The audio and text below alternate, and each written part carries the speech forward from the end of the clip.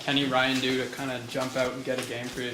Well, he played very well in the rookie camp, scored a couple of nice goals, and he's been doing a little detail work defensively and finishing all of his checks, so I thought this would be a nice reward for him. He's really advanced as a hockey player from where he was a year ago.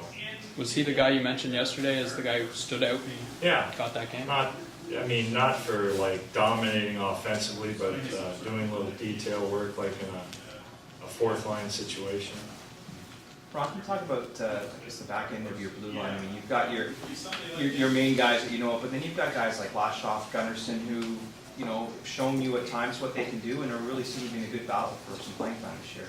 Yeah, I mean, we split up our defense, and these guys deserve a chance to play. Gunnar played really well in the second. Can we quiet that guy down back there? Schultz. Shut up, thanks. Could you mind starting that answer again? Please. He's already trying to get under my skin. How's he doing? Gunnarsson in particular, played really well in the second half when he was playing with Luke last year. And it's going to be a battle for all of those guys in the back end. And so I have to split people up, but Lashoff played really well in his 10 or so games that he played up with us, so naturally they get in the lineup. So the matter of maturity for Carl in terms of having a good opening camp as opposed to what he's had here the last two camps? Yeah, well, I don't think when we looked at him 2 years ago that we thought he was ready, or our numbers, he was kind of lost in the numbers. Last year, he didn't play well in training camp. He tried to put on some weight and it seemed to slow him down and affected his confidence. So I don't see that right now. I think he's been very good in the scrimmages and the practices in the first 2 days. So he's just going to have to be consistent in battle. He plays a quiet game. It's not flashy, so it's from a coach's point of view, he's a comfortable defenseman to have on the ice. You know he's not going to make very many mistakes. He's very difficult to beat one-on-one, and he's good down low in your own end. John Michael, a bit of a mentor for Jake, at least this evening in terms of the pairing?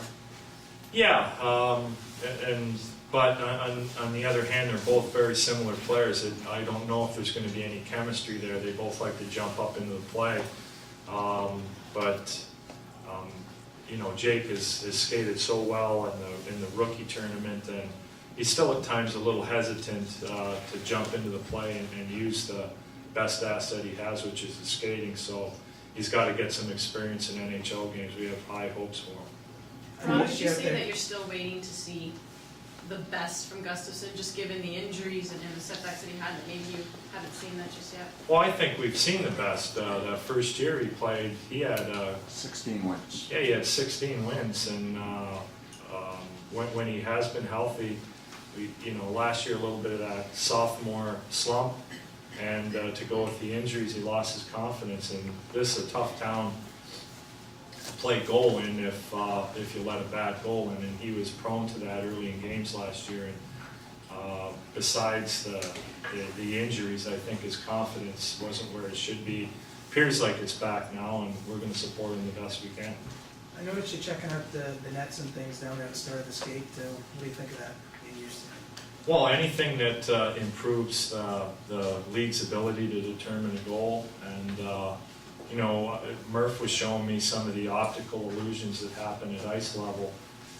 From the front looking in, camera made to think the puck is over the line when it actually still needs another half an inch to go, and vice versa from behind the goal line. The puck looks like it's on the line and it's actually in, and that's what the green line's supposed to help. And with the thin mesh on top of the net, it's a little bit easier for the camera to find the puck. And so anything we can do that makes their job easier upstairs is great.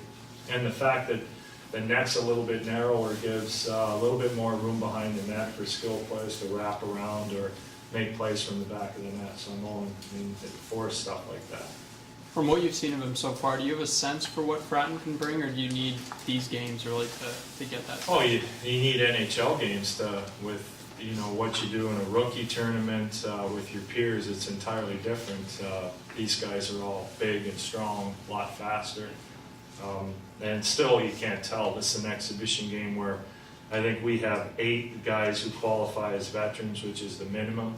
And I don't know what Ottawa's going to be. I have seen their list of 26 players, but I don't, 6 guys won't be out. So it's anybody's guess who's in, and it'll probably be 8 or 9 players for them as well. So do you need more of the games later on when there's more? Oh, than for sure, and that's why we have 8 exhibition games, and there's some, Nazi and Fratton and Colburn are gonna play in a lot of games, and there shouldn't be anything read into that, other than we have to see what they do as the teams get better that we play towards the end of camp. And if they don't make our team, it's good experience for them, and they know what they have to work on. Ron, do you like jumping right into the fire with games, or would you prefer like more days to kind of work? Well, yes, I think any coach in our league would like 4 or 5 days to practice, but that's not reality anymore.